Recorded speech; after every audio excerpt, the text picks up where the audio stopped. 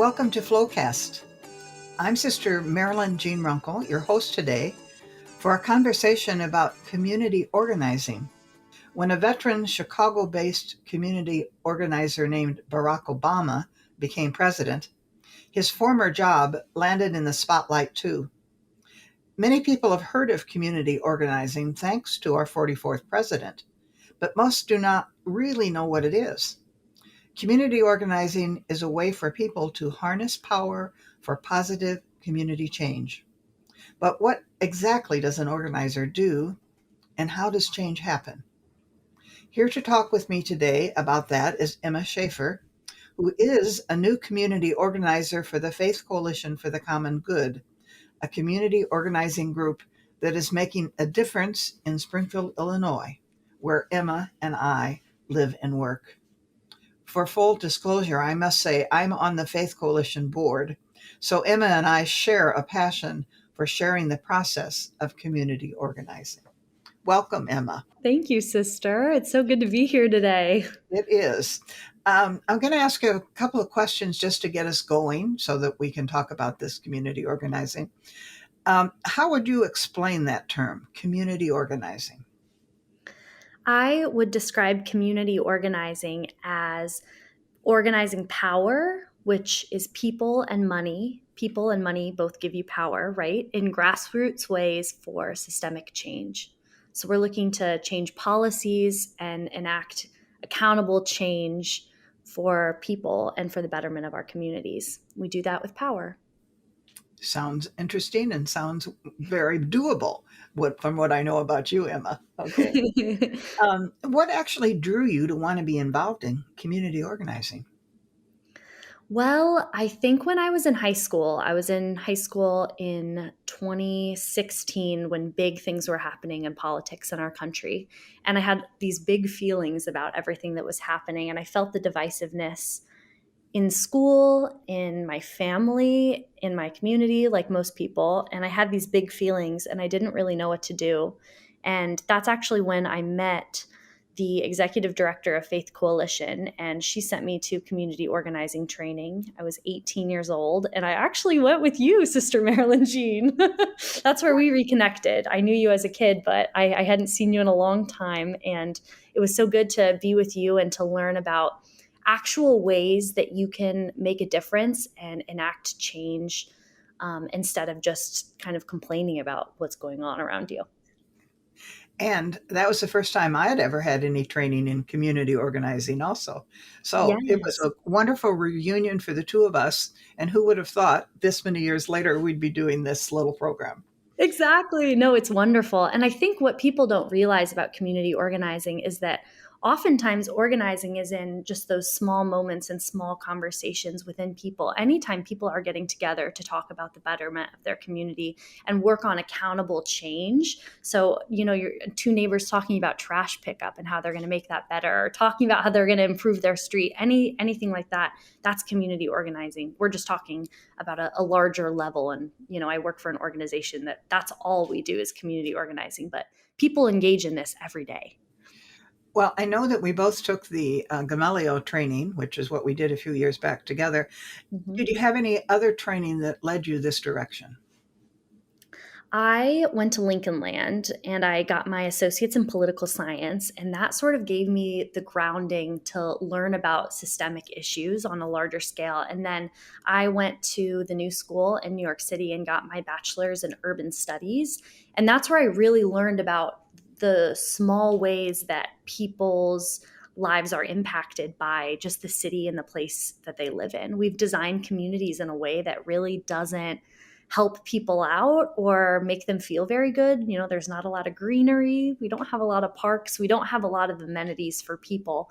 And I learned a lot about the discriminatory ways that, that's been kind of doled out in America. And it made me really mad. And it made me kind of feel like I wouldn't be fulfilled if I did anything other than community organizing, because there's a lot of work to be done, And you've been doing this for a little while. So why don't you tell us about some of the activities or examples of different kinds of community organizing that you've experienced, even local ones or otherwise?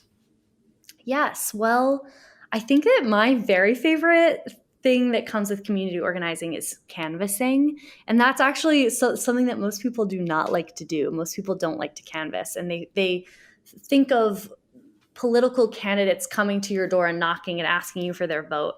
And I understand that maybe it doesn't have the best sort of connotation, but to me, canvassing is the ultimate way to talk to people and to hear what they think is going on in their community, and to just share and, get in relationship with people that live 2 streets away from you, or that maybe you've never spoken to or had a conversation with. And you just can really you can learn with people, you can learn from people, and you can just get out there in your community by canvassing. So last week, I'm going to just share a quick story about canvassing. We were talking about the Pretrial Fairness Act and making sure people had correct information about that. And so we were going around and canvassing. And within the span of about an hour, I talked to 10 people, and 8 out of those 10 people had been incarcerated waiting for pretrial, waiting for their bail.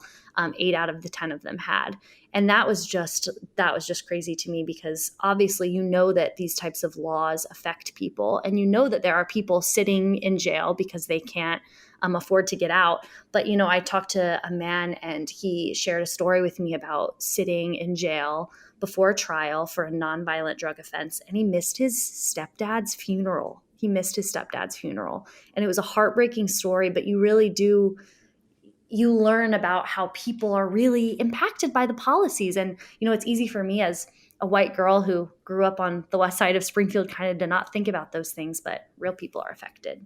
And that's why we need to organize, and that's why we need to be canvassing and be out talking to folks. What are some other things that Faith Coalition has got you into organizing?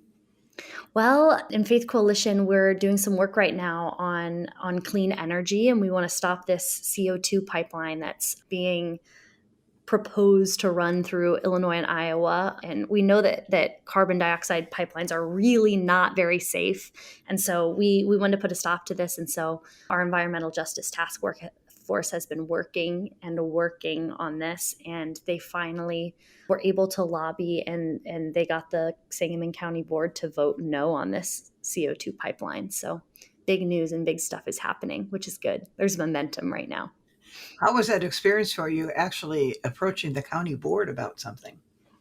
It wasn't me personally who did that. It was this group of people. And I have done scenarios like that, or spoken to, our mayor or our alderman. I met with an alderman last week, and it's quite nerve-wracking, but it's also really excited when you're with other people and you're meeting with people in power. You're showing our people power. And so it feels really important, and I feel so grateful to have that experience of holding our politicians accountable, because not enough people do it. We aren't really holding them accountable, and our communities are reflecting that now. You used the word power, and sometimes people don't have a good meaning or a good feeling for power. How is power really understood in the concept of organizing? Well, sometimes people view power as a bad thing and in a negative light because of some of the bad things that people have done with power. But in community organizing, we view power as the ability to act.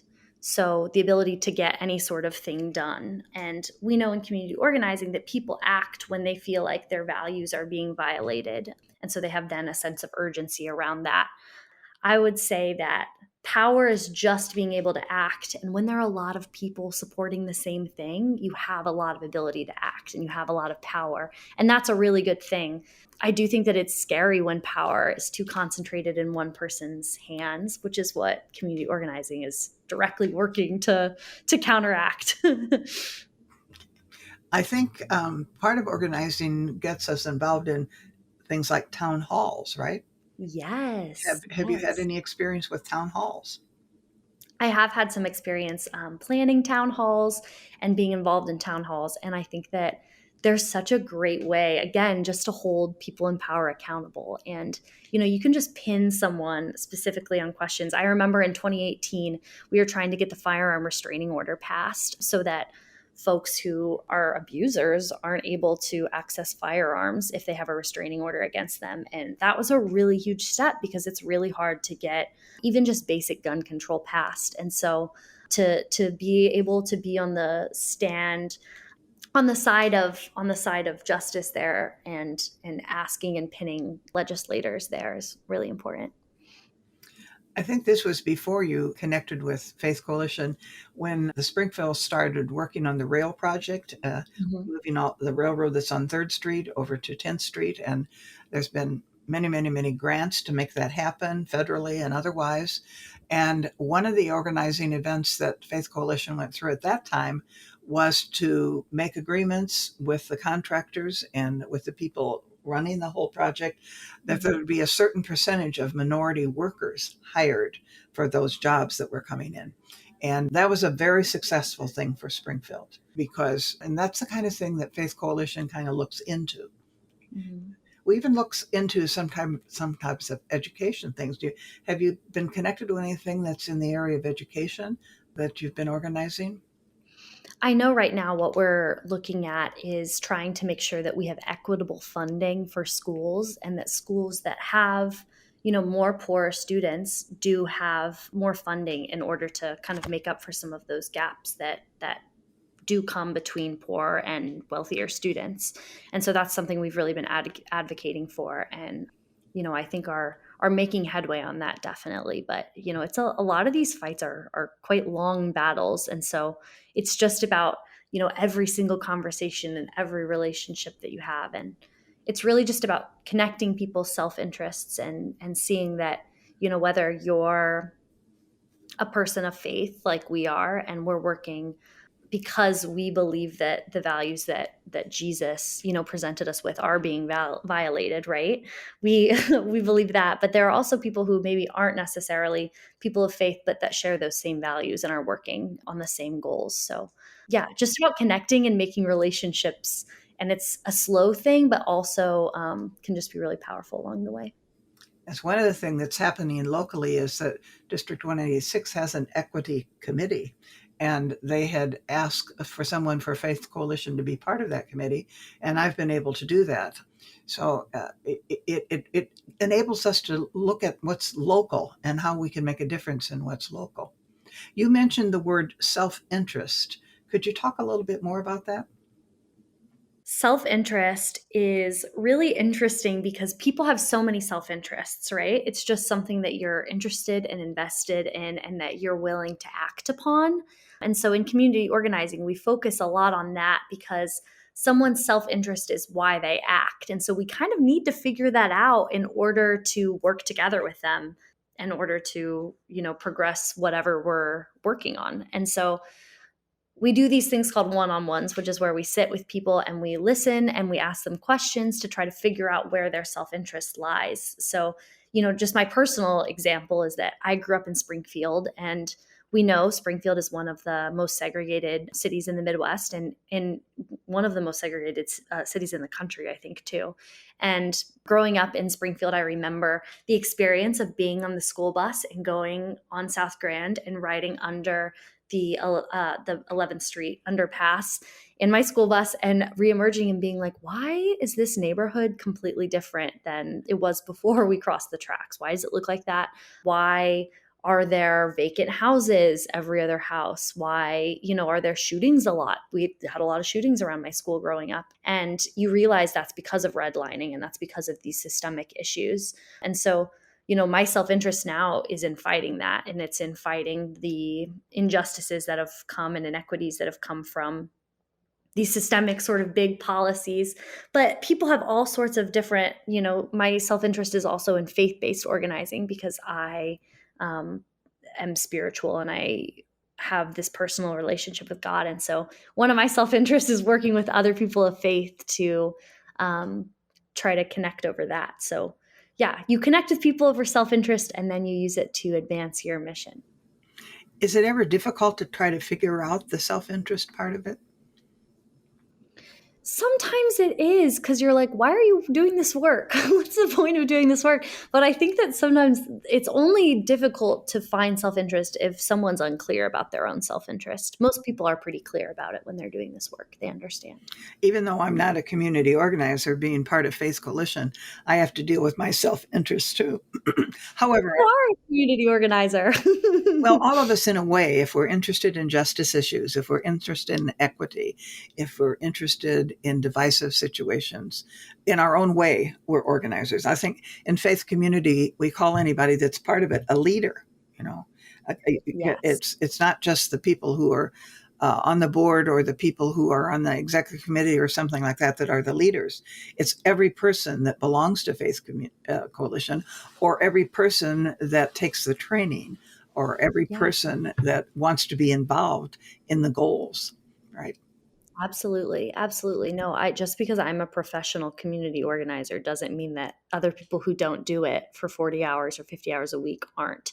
I think that I think that if more people viewed themselves as community organizers, we'd get a heck of a lot more done. The people who actually are organizing, if they just viewed themselves as it, maybe we'd get a lot done.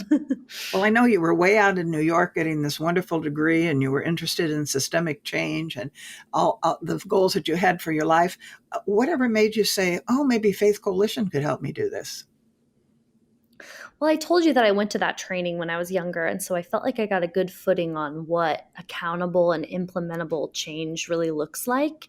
And we don't have a lot of that in Springfield, honestly. We don't have a lot of that happening. I also believe in standing in solidarity with other groups and working together with people. Multiracial and multi-age organizing, I think, is really important. I also think that, multi-faith organizing is super important too. And so Faith Coalition is really the only organization that fits all of those boxes in Springfield. And so when I saw that this position opened up, it just felt like, of course, I need to be in Springfield, in my hometown, working with this awesome organization. And advancing Springfield forward. Yeah. It's because that's where your roots are, right? Yeah, my roots are here, and I can't imagine working anywhere else, honestly, now that I'm here. Glad to hear that, for Yeah. sure. Hmm. My roots are here too, as you know. Uh, Yes. and being able to realize that maybe we can make a difference in what's going on all around us is an important issue. It's very important for us. It is. Um, is there anything else that you'd like to tell us that I haven't asked you or we haven't gotten into so far? I want to talk about the link between faith and organizing, and how I really believe it's my personal mission and it's my goal on earth. And I believe that, this is kind of the goal that Jesus entrusted people with, to work with the people around us and really work with our neighbor and for our neighbor. And I think that sometimes it gets a little messy because people interpret that as working solely for the church. And that's a good thing. And the churches do great work. I don't mean to negate that at all. But I think that there's also this outside thing where we need to be working with people and not just for the church, and with the people that are experiencing the really harsh bits of this world. And those mostly aren't people inside of the church, at least in America today. Those are people that are homeless, that are, experiencing racism, who are experiencing poverty, all of those different things. And we know that that's where Jesus would be if he was alive today, or I believe that at least. And so I believe it's our mission to organize, honestly. I think Jesus was an organizer, and I'm an organizer, and I, every single day, know that I will never live up to his example, but I'm going to work really hard at it. I'm going to work really hard at it. And that's what I'm trying to do. And yeah, that connection is just so strong. And I think it's so beautiful too, because as I've started organizing, I've realized that my motivator is the idea and the values that Jesus presented and that I grew up with in the Presbyterian Church. But for some other people, it's this completely other thing, but it clearly feels the same to them. And that's a really beautiful, beautiful thing. For some people, it's the trees. And that's a really cool thing. And it's cool to be able to work together with different people on that. But now you mentioned Christianity and Jesus, which is Mm-hmm. your motivation, and part of my motivation too, as a Catholic Christian Dominican sister. But Faith Coalition doesn't just have Christians, right? No, no, We no. we have We're people of all faiths and denominations and interests and beliefs, and that drawing together of all different kinds of people of faith makes a difference too, right? absolutely. I just think it adds so much cultural richness and diversity. And I think you need diversity to get anything done, and you need different points of view from all different angles, from age, from race, from gender, from everything.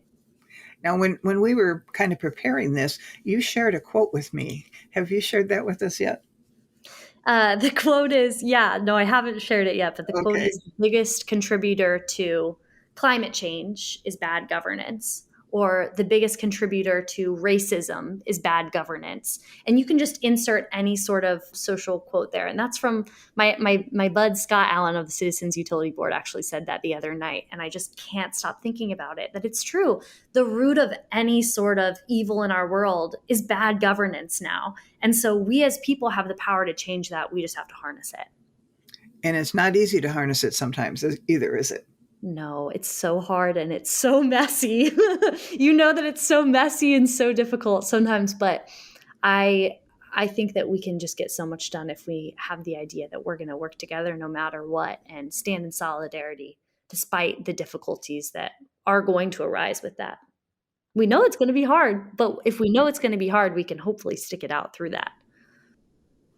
Okay, well, then maybe I'll ask you, Emma, to give some more specific examples of the different kinds of organizing. Talk a little bit about the town hall, talk a little bit about uh, some of the different uh, people you've met with, not mentioning their names or anything, but the kinds of things that you've been doing. Because you're new in this and you've really been trying to broaden your base. How have you been trying to broaden your base? Maybe that would be a good thing to talk about. Well, since I've started this job, one thing that I've noticed in Springfield is that organizing seems to be really siloed off into everyone is doing different things and working for their own causes, which is really important and working hard at those, but not necessarily working with other groups or working in tandem. And so I've gotten involved in a couple groups like Moms Demand Action for Gun Sense and Resistor Sisterhood and some other different groups that are working for the same things and actually working together with them and kind of advancing both of our agendas at the same time. Because really, in my eyes, good organizers organize other groups of people too and work together. And so that's something I've been working on and just really developing good relationships with the people in all of those groups and working for them too. Part of my job is I'm working for Faith Coalition, but I'm also working for the people of Springfield, or ideally, that's what I kind of see it as. And if I'm not doing that, I'm probably not really doing my job right. So, um, yeah, meeting with those people and yeah. What are some of the agendas of those folks that you've connected with? Yeah, well, Moms Demand Action for Gun Sense and Faith Coalition too. We kind of combined forces on a town hall that we hosted recently.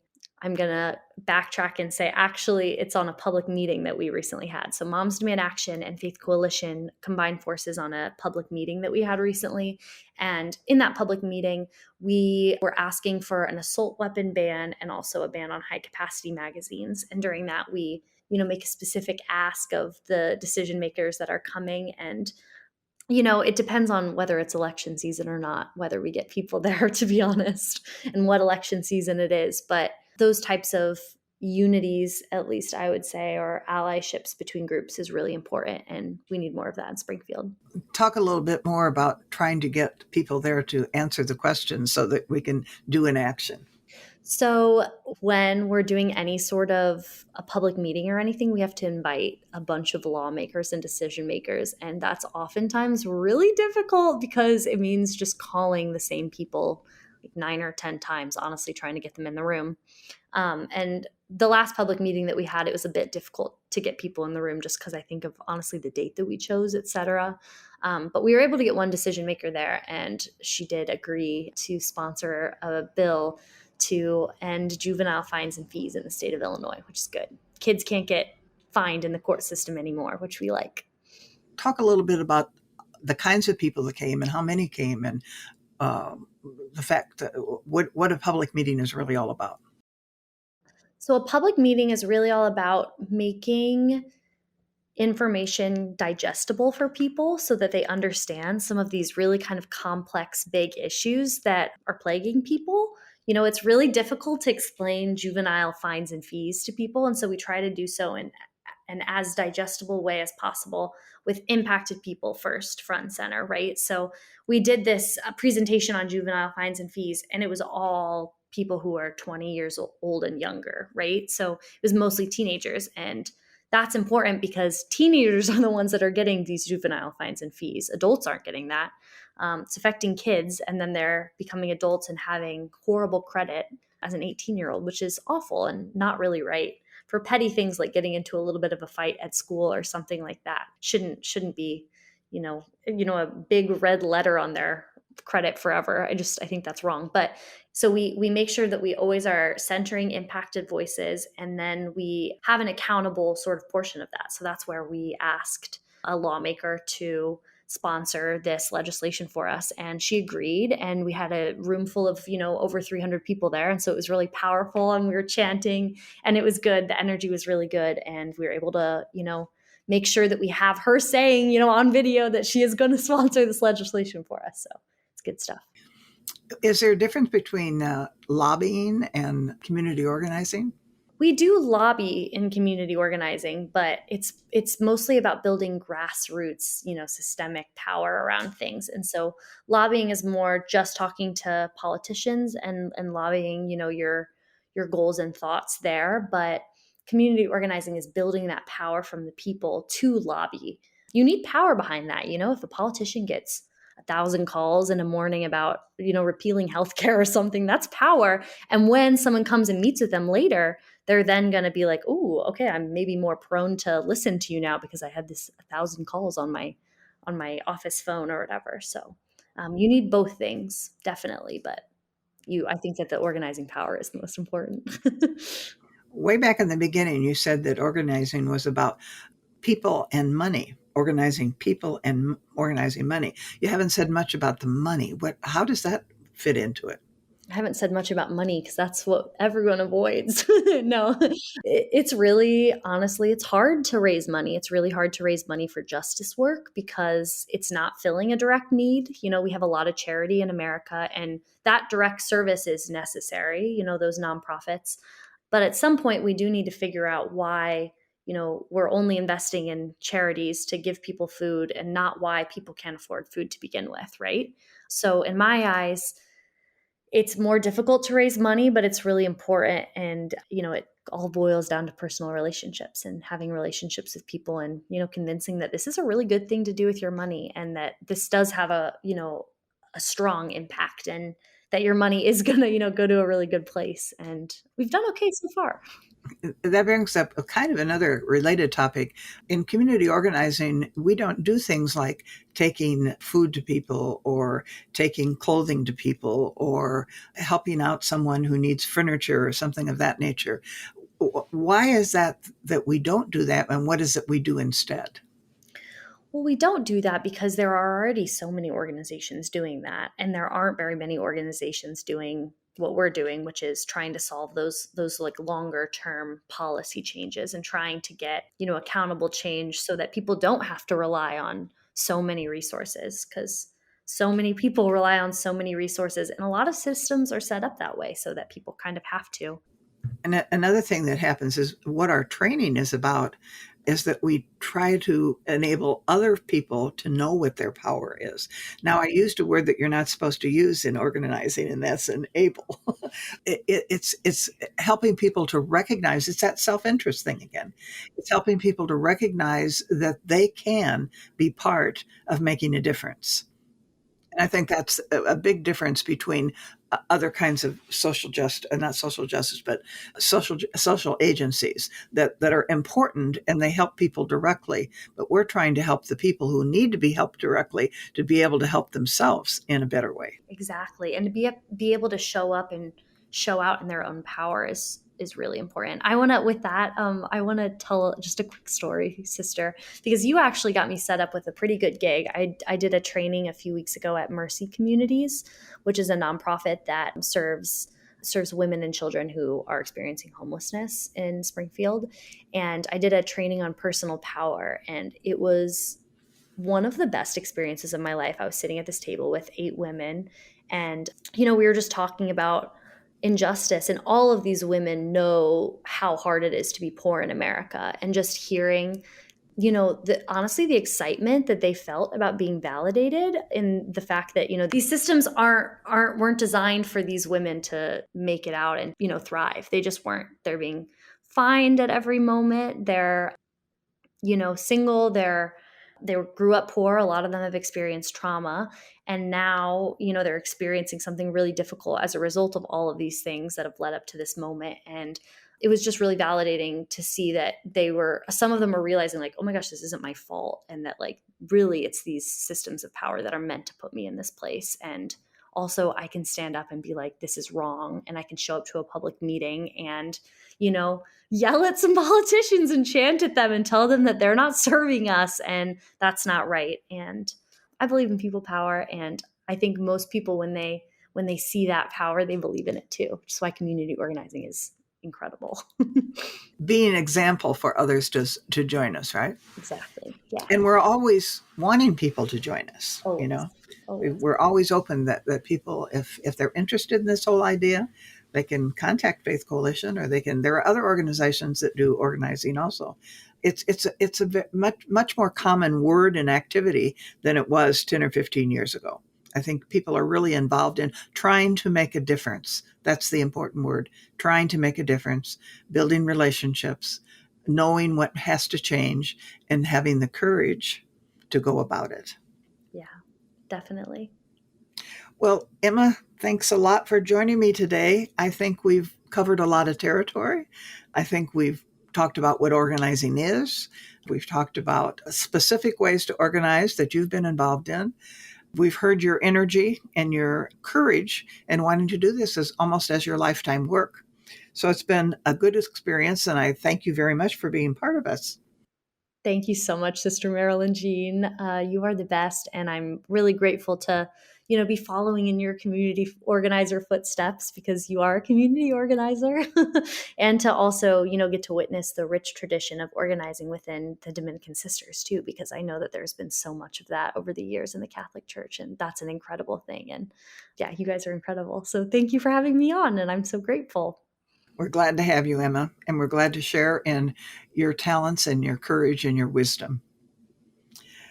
All of the resources that we mentioned today will be available in the show notes for the episode of Flowcast at our website, flowcastlisten.org.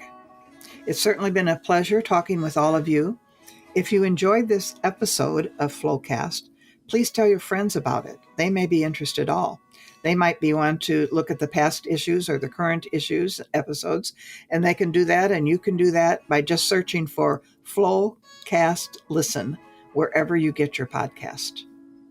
Flowcast is a production of the Dominican Sisters of Springfield, Illinois. We try to share stories of people changing lives in hopeful ways for the life of the world.